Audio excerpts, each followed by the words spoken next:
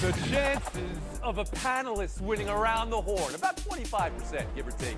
Panelist. Chances of a no-hitter in baseball, 0.13%. Chances of a perfect game, 0.01%.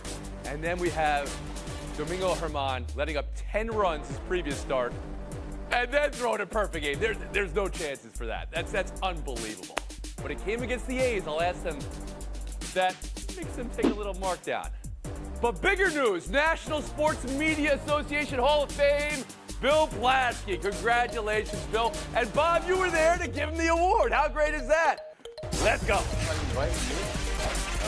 Bill, are you also going into the Big Brothers and Big Sisters Hall of Fame this week? Is that true, too? I went in last night, yeah. Last night? I mean, what a bonus for our biggest brother, Bill Plaschke. Well done, Bill. Domingo Germán may have been pitching for his job last night. 10 runs allowed previous start, 7 the start before that, was suspended for sticky stuff last month, and 3 years ago suspended 81 games for domestic abuse. Last night he pitched the 24th perfect game in Major League Baseball history in Oakland. Here's the list, first in 11 years. Look at 2012, there were 3 in 2012. Germán called out the whole Yankees team to take a photo with him and catcher Kyle Higashioka. How will you remember this perfect game? And I know somebody's going to say it was against Oakland in the middle of maybe one of the worst years of all time. Bill, does that change how you feel? How do you remember Domingo Germán's perfecto? That somebody is me, Tony. I'm going to get muted back to 0 for this, I'm sure. I wasn't that thrilled with it. I mean, he's the second pitcher in history to throw a no-hitter against a perfect game against a team that's had the worst record in baseball. There was 12,000 people in the stands. The Yankees led 7-0 after 5 innings. There was no pressure on him at all. He could just wail out. Now the points are going off a little bit. Go ahead. I know. There's no, and he's a pitcher. Again, the only second pitcher to have a 5+ ERA going into a perfect game. Doesn't that in some way make it more unique or interesting to you? It just didn't feel right. And also, can anybody here name the last three hitters? Can anybody name anybody in the Oakland A's lineup on this game? That's a point that you'll get points for. Bob Ryan, I saw your face when Bill was talking about perfect games in general. Please go ahead. I'm impressed. Look, it's still Major League Baseball. I don't care. And it doesn't happen very often. And I'm not shocked. This guy has had success. You know, he was a 19-game winner not too long ago. And he's got good stuff. And as far as having a bad outing before, I remind you that in 1956, as we all know, on October 8th, when Don Larson pitched his perfect game against the Dodgers, he had knocked out in the second inning of his previous start in the World Series. So these things can happen, all right? They're all circumstantial, all no-nos. You could have the perfect game with 27 line drive outs, you know. It's possible. It's baseball. And then you usually need at least one saving moment, and he got it when Rizzo snared that shot down the right field line, I believe in the 6th inning, and and that was the one hit.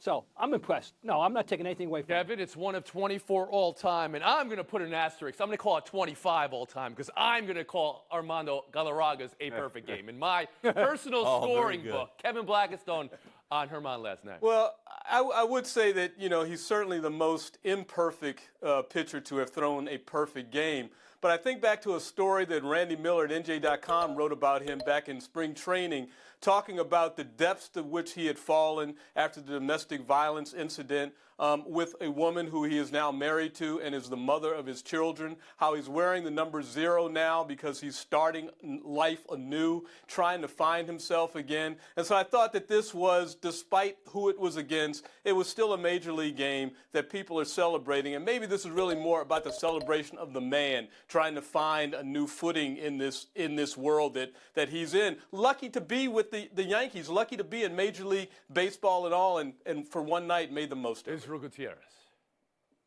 Well, it's difficult to diminish such an accomplishment, but I'm a little on Bill's side where this sort of, you look at the numbers, becomes a little easy to do that with when you talk about playing against the worst team in Major League Baseball with, you know, tied for the worst home record in Major League Baseball. And you're talking about, you know, doing a pitcher who had 10+, gave up 10+ runs in his previous outing, and only the second pitcher since David Wells was the other one to have a 5+ ERA to do this. But then again, you still have to do this. And I will say the lead that he got wasn't in the first, second, or third inning. It was in the 5th and 6th inning, so he did have to go through the lineup a couple of times and show that sort of dominance. I do think, though, that the first place you go is then after that you start to think of his history and you start to think of the details of him, slapping his wife at a team event and then reportedly things getting worse after that. So I'm with KB. If this is a sign that he is renewing things, if everything is turned around for him, because that punishment that he did suffer was in 2020 and it was sort of almost out of sight, out of mind given that type of season. So maybe we see the recovery story after this.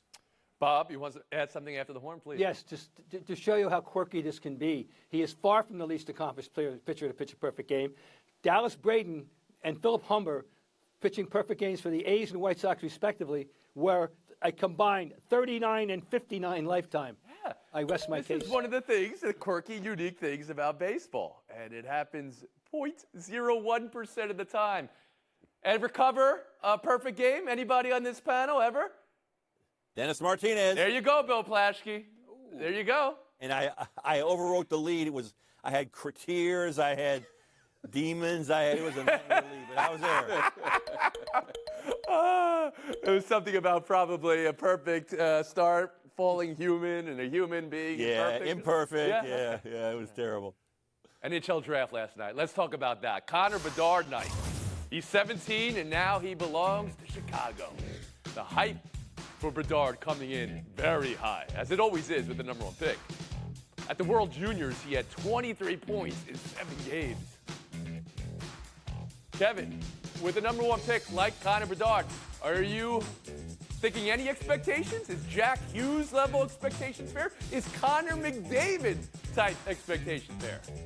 Well, I mean, if you talk about his resume and how quickly he's risen, you're talking about Victor Wembanyama of the NHL right here, right? Well, I mean, they're he both started number playing one. with A lot of hype. Yeah, he started and he's from another country. He won the first international, I guess, amateur hockey player of the year award for men. He's started every level every time they give him a chance. Started playing in the Western Hockey League when he was 15 years old. I mean, he's done everything at that level. And not only that, but Chicago kind of cleared the deck, right, so that they could have an opportunity to draft him, and now they've got him. What it means for the league, I'm not sure, but I'm sure that people who are Chicago fans are at least hoping that he's Patrick Kane, who was there, also a #1 pick, and became the core of those 3 Stanley Cups that they won between, 2010 and 2015. Bob, what does Chicago have? What does the NHL have with Connor Bedard? Wait a minute, Kevin. We're the other country now. This kid, I am anxious to see him play because the hype is enormous. He is, in fact, the Wembanyama level hype in the world of hockey. People have known who the #1 pick was going to be a year ago. And that doesn't always happen that way. But and you look at the numbers, the staggering numbers, the over 140 points in 57 games are numbers at that level that have only been matched by mega stars, one-name guys. So there's going to be an enormous pressure on this young man, particularly in a city that is really hungry and thirsty to get back to where they were at the beginning of the decade when they were winning championships. Well, in this panel, I don't necessarily represent the longest or the depth of hockey knowledge, but I do represent, if you look around, youth, okay? I represent youth for this panel, and what I will not do is allow a player this young to have this much pressure placed on him. If you mentioned, I think it was KB that mentioned, he played at 15 years old in the WHL. He had to get a special exception to play at that young of an age. And if you look at, the former #1 picks, I mean, even Alex Ovechkin, it took him time to get his team to the playoffs. So in terms of team pressures, I'm not going to put a lot on him. In terms of individual pressures, and you mentioned Connor McDavid, I think that's fair when you talk about matching with the hype, putting up individual numbers, and yes, having some version of team success, but not necessarily Stanley Cup final, Stanley Cup immediately type of success. But he's a little bit smaller than Connor McDavid, so maybe he's going to do it a little bit differently. But I think with his hand-eye and with his ability with the puck, I think probably sky's the limit for him. Bill Plaschke. Yeah, you touched on this, Izzy. It took Ovechkin 3 years to get a team in the playoffs. It took Jack Hughes 4 years to get the Devils to the playoffs. This is going to be a time thing. This is going to take time. He's a great young player, but again, he's so young. And like you guys are saying, I'm not putting any pressure on this kid. That's too much for him. Bill, you had a local team pick #2 on Ducks, and you were surprised by this pick. Very disappointed. Disappointed? The Ducks took Leo Carlsson from Sweden. Should have taken Adam Fantilli from Michigan Cross is going to stay in Sweden next year, probably. Possible. He's not going to play for him, I don't think. Mitch Cobb, another Big one of mistake. the prospects who could have gone 2 or 3, and he went later on in the draft, right, to Philadelphia because he's not sure if he's going to get out of his deal with Russia, a Russian team. That's always in play. Always in play. I love that you're grading out the Ducks draft here, Bill Flash. At number 4, San Jose took Will Smith. And with that name, Emily asked the necessary, essential question. In West Philadelphia, born and raised, where the playground is where I spent most of my days, chilling out, relaxing all cool, shooting some b-ball outside of school. If you're doing your favorite TV sitcom song, you have to rap it or sing it, right? You have to sing your favorite song. You can't just recite it like that. Listen to a story about a man named Jed. Poor mountaineer barely kept his family fed. Around the Horn is presented by Corona. Please drink responsibly. Part of Happy Hour. Welcome back to Around the Horn, coming to you from the Seaport, brought to you by Chase. All right, national panel, show me that smile again. The Mets, where did the smile go with the Mets? Jude Gloom, another loss, 7-17 in the month. Those are the standings right now, and here's the I'm going to give it to you straight press conference from owner Steve Cohen. So all is not lost yet, but it's getting late. I'm preparing my management team for all possibilities. If we don't get better, we have decisions to make at the trade deadline. Bill, what is Cohen saying there? He's saying nothing. Why do they even have that press conference? This team has the worst deficit after 80 games in 20 years. They have the worst run differential in baseball in the first inning. They're 4th worst in baseball. Bases loaded less than 2 outs. They're unprepared. They're unkempt. This team, he needs to fire somebody. Why is he having a press conference? He should be saying Buck Showalter's on the hot seat. He should say that. Oh, the set it straight press conference did not set it straight for you. Israel Gutierrez, how about you? Well, Tony, he's not saying anything because he's not participating in his own roast. The season is already making fun of the Mets as much as we can. Look, he put together the greatest, largest payroll in the history of baseball, and you don't even get to July when you're already talking about selling these pieces off. This is a huge embarrassment, one of the greatest in the history of the sport. He just doesn't want to let us drink his tears by offering any. He's just saying, oh, things might get better. They can't get any worse than this. Kevin Blackstone. Well, you got to remember that when he bought the team, he said there would be a 3 to 5 year window in which they would make a run at the World Series. Right? Yeah, oops, well, got a couple more years left, but it's certainly not happened this year, and then, so tough luck. So bombastic, putting himself out there on Twitter often with things that fans are like, all right, he's going to fight for us, to say he's going to set it straight, and then the press conference that followed, Bob Ryan.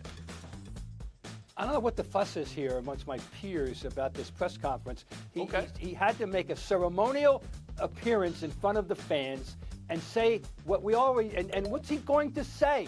That my Hall of Fame pitchers have let us down?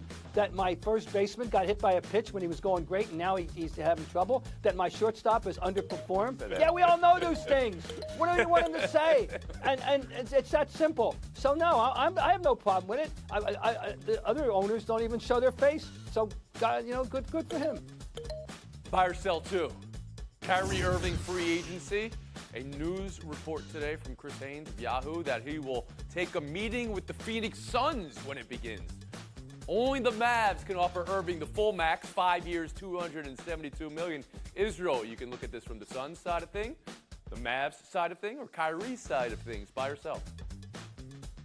Well, I'm selling it from the Suns side of things because I wonder if that meeting would just go, hey, I would like to play for you, and Phoenix is saying, well, you can play for the minimum, and that's about it. Because they're not going to trade DeAndre Ayton for him in some sort of trying to sign and trade and then just get an entirely guard-heavy lineup. I think Dallas is really the only option Kyrie Irving has, and I think it's pretty obvious. And so him trying to put other teams into the mix is just trying to create leverage where there isn't any. Kevin Blackstone. Yeah, it's nothing like being recruited, is there? And that's what's going on right now. That's what he's going to partake of. Look, it wasn't Kyrie Irving's fault what happened to the Mavericks last year. He still averaged 27 and 6, shot almost 40% from the three and 50% from the field. So he can still ball. We all know that. But I do think, as Izzy just said, his only option really is the Mavericks. They are stuck with him, and after they mortgage much of the future, they better pay him. Right. That's the point here, right? Bob Ryan, did Dallas put themselves in a position they have to sign Kyrie Irving for the max? They made one mistake in this whole process. They took him on. This is a guy who, in terms of contract, should be paid by the day, because you don't know from one day to the next what new, wonderful, world-changing thought he's going to have. All right? He's unreliable. You don't want him to. You can't rely on him. Period. But Dallas that was their mistake, has and to now they're now, stuck right? with If I'm picking up what you're putting down after making the move for him and having the roster they have now, they have to re-sign him. Hey, Mark Cuban was once upon one time the boy genius. He's now a middle-aged genius. Let him figure it out. Wow. Tell us how you really feel. Bill Plaschke. This meeting with Phoenix is the same thing like when Kyrie made a big deal about walking courtside at the Laker playoff games and sitting there. He's trying to stoke a market that's not there. He's trying to garner up interest that's not there. He's going to stay in Dallas. Dallas should call his bluff. Dallas has to sign him. They should call his bluff. Give him less than the max. See if he can get more than that elsewhere. He won't. Buy or sell 3. Travis Kelce to Vanity Fair magazine on his salary. Quote, my managers and agents love to tell me how underpaid I am. When I saw Tyreek go and get $30 million a year, in the back of my head, I was like, man, that's 2 to 3 times what I'm making now. I'm like, the free market looks like fun until you go somewhere and you don't win. I love winning. I love the situation I'm in, end quote. Kevin, do you hear Kelce as loving the situation he's in or as wanting more money? Both. And that's kind of what he got last year because they restructured his deal a little bit to pay him more for the 2022 season. So now apparently he's saying the same thing. He wants a little bit more cash up front. Look, you're with the winning team, maybe the best team in the league. And not only that, you're the 52nd paid player in the league out of, 1,600 players? That's pretty good. I think he's happy. Okay. I wasn't sure where you were going there. I thought you might think he should be top 50, 20, 15 paid players in the league. Bob Ryan, how about you? We've all seen many situations where we think a player is more deserving in the big picture in the hierarchy of the league, and you know why he isn't? Because it's all about timing and leverage and when you're signing a new contract, blah blah blah. Here's what I do know: on the Kansas City Chiefs, he should be the number 2 highest player. Period. He's number 5. They should rectify that. That's ridiculous. Bill Plaschke. He's not leaving Patrick Mahomes, period, end of story. Is he? Wow. Okay. I mean, look, that was both an answer, I think it's analysis, perfectly and hosting. okay for high-profile players to just put winning ahead of money. I think of Dwayne Wade never being the highest-paid player on his team, winning 3 championships. It's okay. It's okay to remind people also how good you really are, even though you're not getting paid as high as everybody else. Well, Bill, you had the points. You didn't need to make an argument. I see what you did there.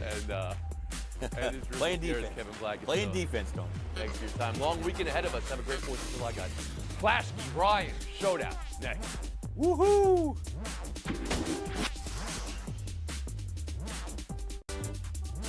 Around the Horn is presented by Corona.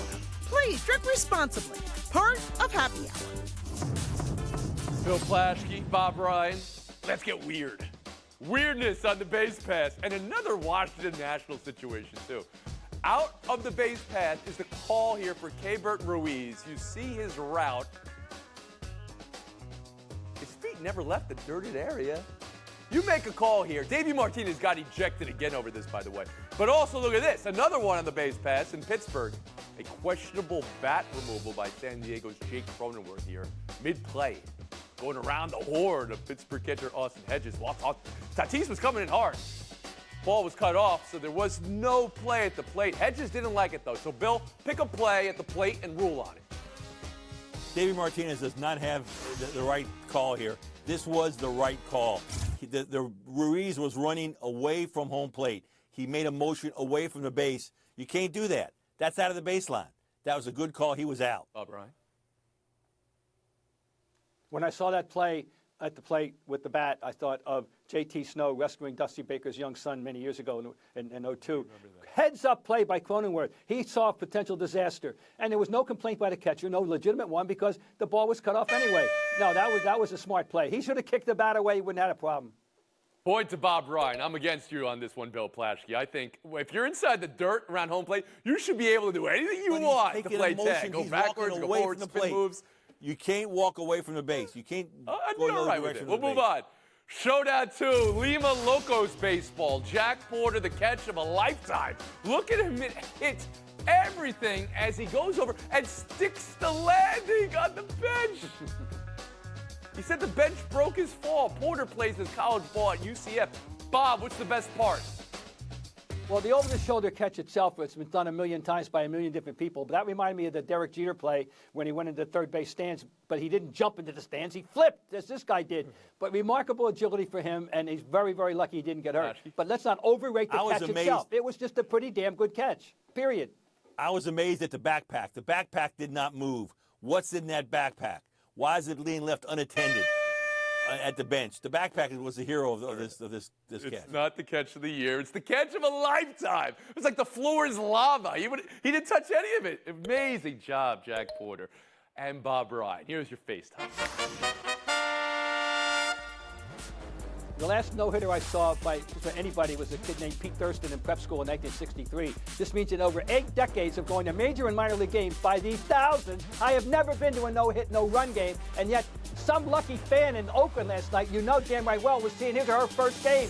Would it spoil some vast, eternal plan if I could see a no-hitter? It doesn't have to be a perfect game. And you've written the book on scoring baseball games, and you've never seen it.